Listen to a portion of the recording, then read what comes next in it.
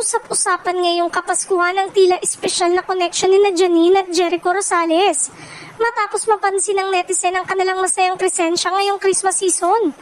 Bagamat parehong tahimik pagdating sa personal na detalye, hindi nakaligtas sa mata ng publiko ang kanilang magaan at komportableng samahan. Sa ilang holiday gatherings at social media posts, kapwa sila makikitang relax, masaya at punong-puno ng good vibes.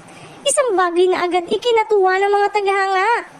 Para sa marami, ang simpleng presensya nila sa isa't isa ngayong Kapaskuhan ay sapat na upang magbigay inspirasyon.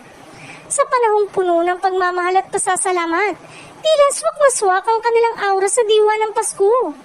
Warm, genuine at walang kailangang patunayan.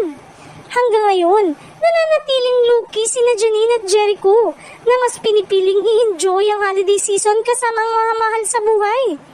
Ngunit para sa fans, malinaw na may kakaibang Christmas glow ang dalawa na patuloy na nagbibigay kilig sa intriga. Sa huli, kung ano man ang tunay na estado ng kanilang relasyon, isang bagay ang sigurado. Mas masaya ang Pasko kapag may good vibes, respeto at tahimik na kaligayahan.